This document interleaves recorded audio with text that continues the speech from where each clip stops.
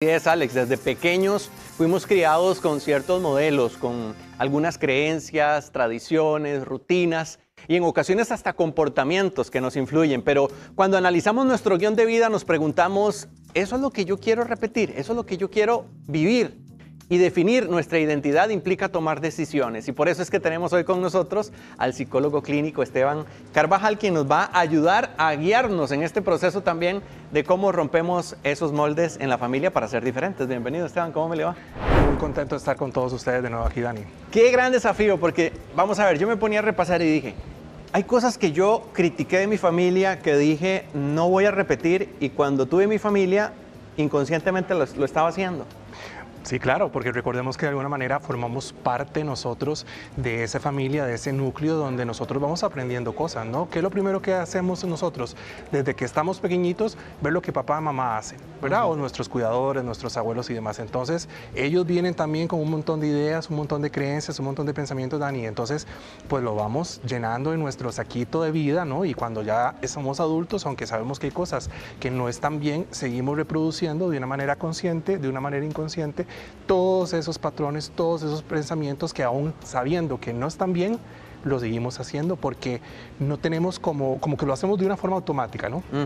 Yo prestaba atención a un video que mostraba cómo el cerebro veía figuras y le daba forma de algo que el cerebro identificaba. Por ejemplo, usted ve las nubes y dice, este tiene forma de elefante, este tiene forma de tal cosa. Y dicen que el cerebro lo que hace es buscar algo en lo cual adopta como el patrón a seguir. Entonces creo que también nos pasa en los comportamientos. Exacto. Es la manera en la que nos sentimos que solucionamos de esa forma, porque así fue como aprendimos. Exacto, porque es para economizar. El cerebro busca de alguna manera por los patrones economizar energía, ¿no? ¿Verdad que cuando estábamos aprendiendo a manejar, verdad? Así, bueno, yo aprendí de marchas, entonces pues me decía mi instructor, bueno, póngale atención al retrovisor, al clutch, al freno, a las marchas, ¿no? Y entonces uno estaba como pendiente de eso. Sí. ¿Verdad que después, ya cuando ya eres un experto, usted simplemente enciende y usted ni siquiera dice, voy a apretar esto, voy a agarrar esto? Ya lo hace uno como en automático. Lo hace en automático porque ya el cerebro tiene un patrón ahí establecido. O igual, si yo te digo, imagínate un perro, usted inmediatamente se va a imaginar un animal con 4 patas, una cola, 2 orejas y un hocico, ¿verdad? Pero si yo te digo, dime, o imagínate un perro mástil español, usted va a decir, a ver qué, y su biblioteca va a andar buscando ahí, ¿no? Entonces, eso es lo que busca.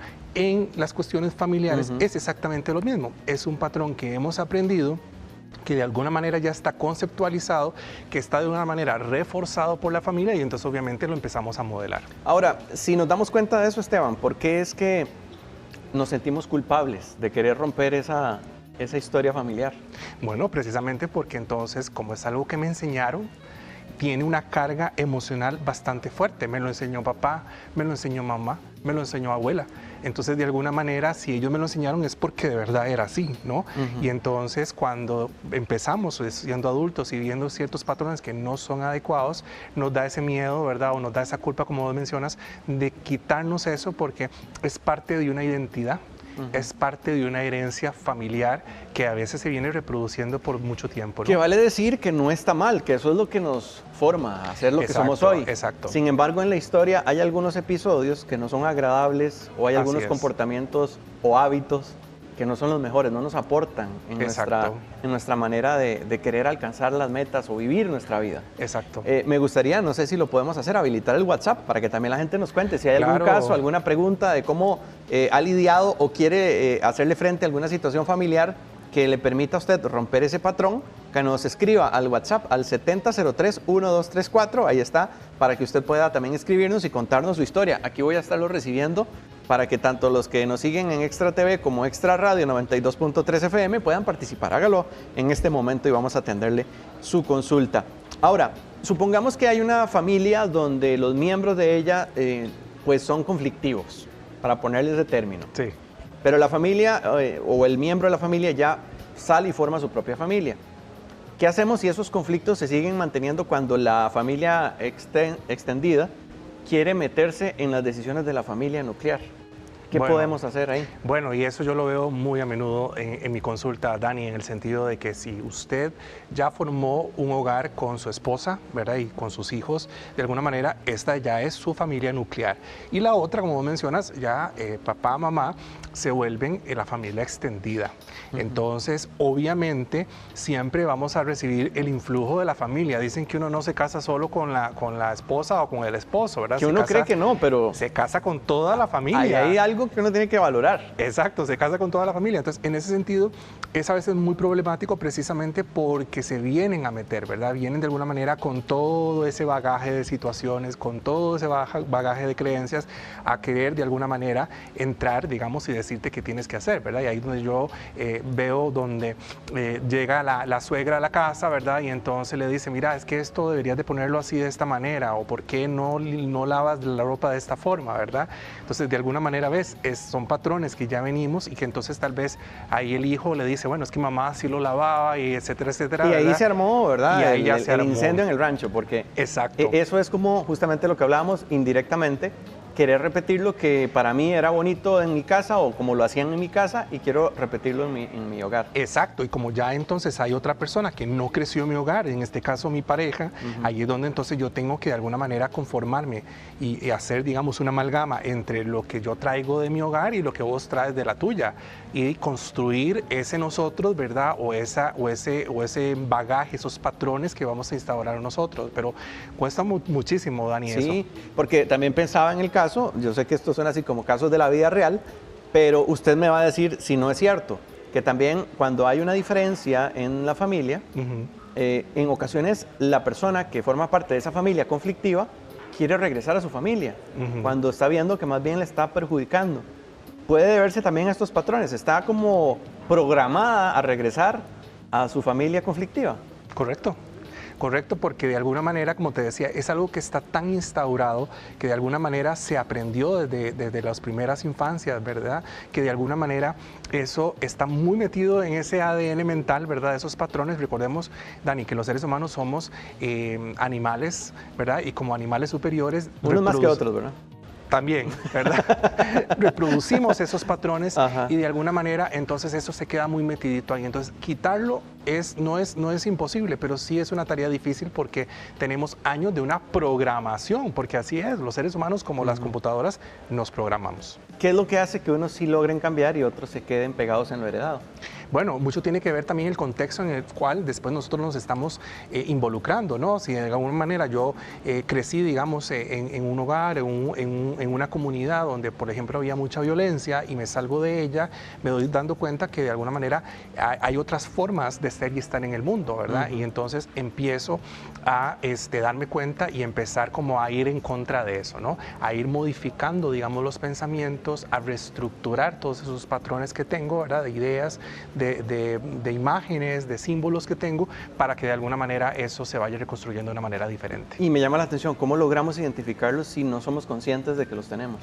Porque ahí donde juega el papel, digamos, la familia, en este caso, digamos, la nueva familia, digamos, la esposa o el esposo, que le dice, mira, pero es que esto no está bien, o esto se puede hacer de esta manera. Entonces ya te va sembrando la duda y a veces hay personas que son más abiertas al cambio.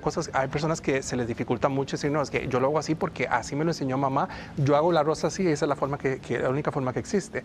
Cuando hay otras personas que tal vez llegan y le dicen, mira, pero puedes hacer el arroz de esta otra forma. Ah, bueno, sí, podría ser, ¿no? Entonces de alguna manera se hacen preguntas y ahí va a depender mucho también, Dani, de la personalidad que tenga la persona y le puede ayudar, digamos, de alguna manera a romper esos patrones que están ahí establecidos. Ahora que hablamos de romper ese patrón de la familia que no le suma a la identidad ni a la vida de alguien, ¿podría ser que alguien sintiera que ya lo superó, pero reaparece otra vez? Sí.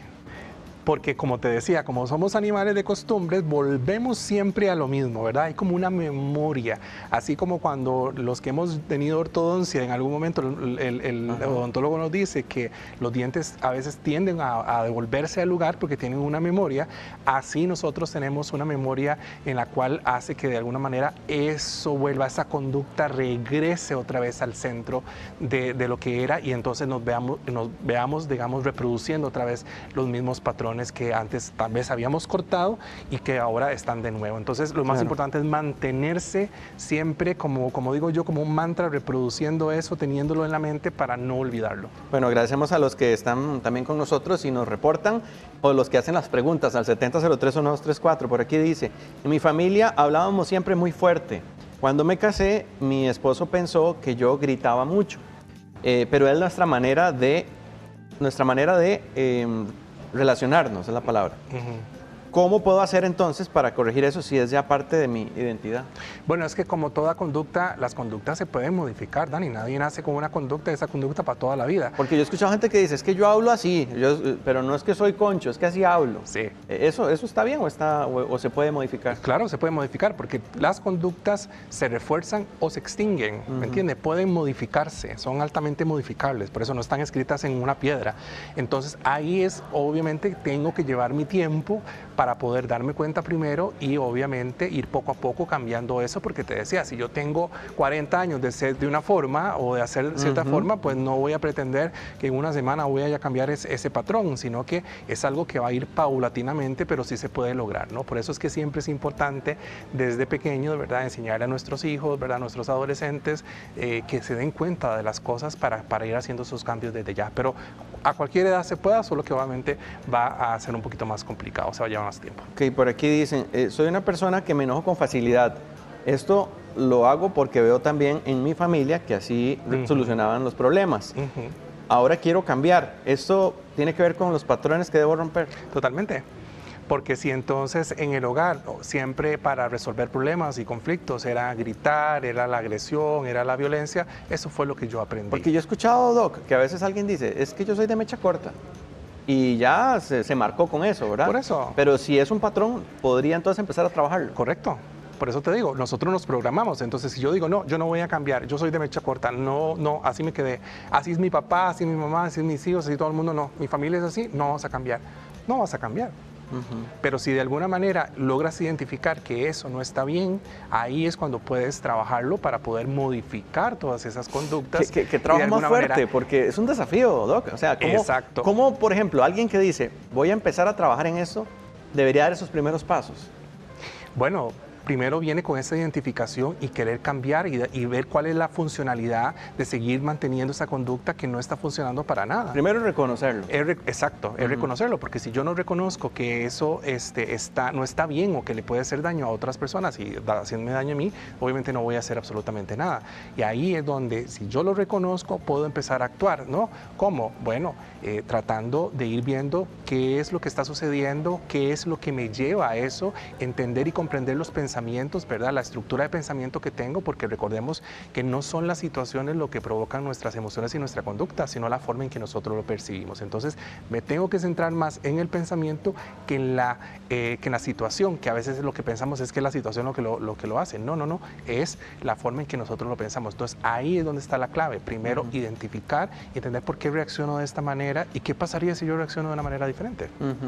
Pasa mucho con el tema con los hijos. Correcto. Yo recuerdo una vez que yo estaba haciendo una tarea con una de mis hijas, estaban pequeñitas en ese momento, y de repente se equivocó y yo reaccioné como con un enojo por que ella se equivocara, y me acordé cuando yo me equivocaba pequeñito y mi mamá me regañaba porque yo me equivocaba y dije, uy, estoy haciendo exactamente lo mismo que hicieron conmigo.